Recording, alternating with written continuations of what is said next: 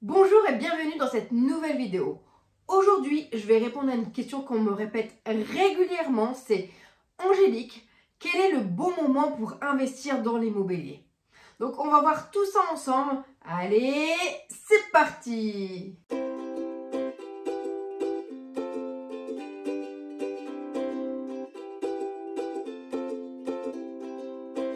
Donc pour bien situer la vidéo, en ce moment on est en mars 2024, donc on est dans une période où les taux sont assez hauts, mais pour moi le bon moment pour investir dans l'immobilier, c'est maintenant.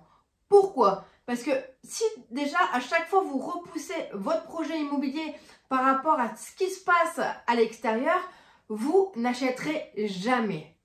Et aujourd'hui, pour moi, il est préférable d'avoir son bien immobilier plutôt que d'être locataire. Et je vais vous expliquer avec des chiffres pourquoi.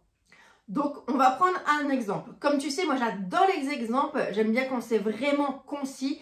Donc, on va partir sur un projet d'acquisition de maison qui vaut 200 000 € sur 20 ans. Donc, ça veut dire que tu vas avoir une mensualité qui est de 1274 et en ce moment, si je regarde sur le site que j'ai trouvé, on est éventuellement un taux à 4,05. Imaginons par exemple que tu le revends dans 5 ans. Aujourd'hui, tous les mois, tu vas épargner. Donc, dans un crédit, tu as quoi? Tu as la mensualité, tu as le taux d'intérêt, donc les intérêts que tu vas payer à la banque parce qu'elle t'a prêté de l'argent et l'assurance emprunteur. On va partir sur un chiffre, on va dire que tu rembourses une mensualité de 1100 € pour toi, donc c'est le remboursement de ton crédit et après le reste, ça sera les intérêts et l'assurance. Donc imaginons par exemple que tu le revends dans 5 ans. On va partir sur un même prix de vente. Donc, ça veut dire que tous les mois, tu vas épargner 1100 €. Donc, en payant, bien sûr, pas le loyer, mais ta mensualité. On va multiplier ça par 12 et par 5, puisque tu le vends dans 5 ans. Donc, ça va te faire une épargne qui est de 66 000 €. Donc, c'est quand même assez conséquent.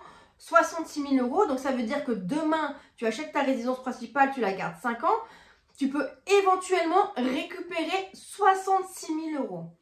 J'ai envie de te dire, quelle est la bonne solution?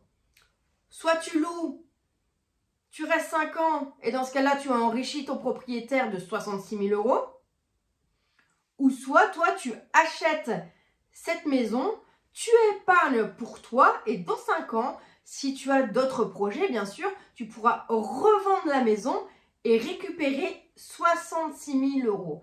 Est-ce que tu as déjà vu une épargne qui va te permettre de récupérer 66 000 € dans 5 ans?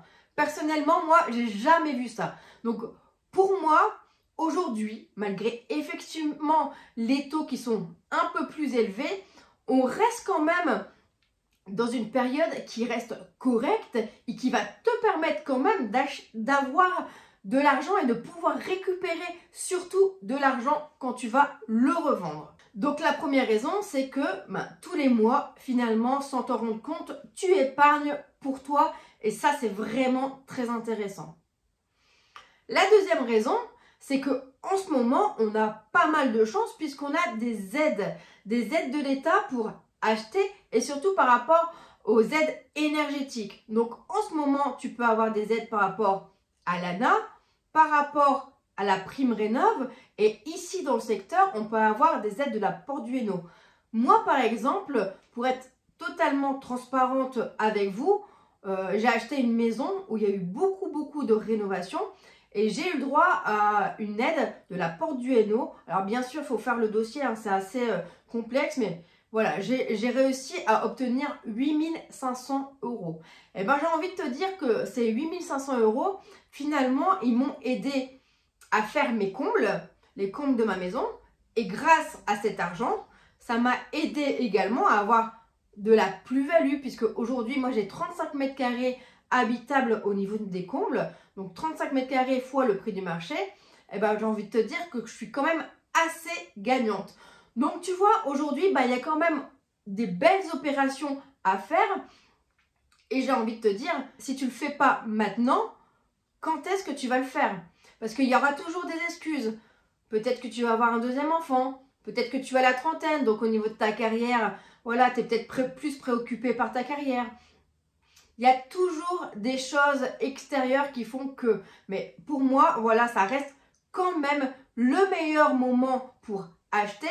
Moi, je me souviens que lorsque j'ai acheté sur l'île, donc mon premier appartement, j'avais un oncle qui me disait, en fait, c'est ce que moi je voulais faire et en fait, j'ai pas eu l'écran de le faire. Donc voilà, il m'a félicité, mais il y a un moment où il faut réagir, il faut le faire.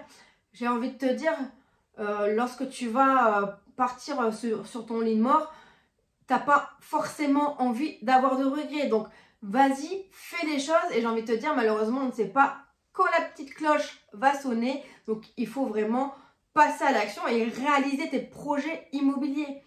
Parce que tu peux attendre effectivement, allez, 1 an, 2 ans, mais peut-être que finalement, ta situation, elle va changer.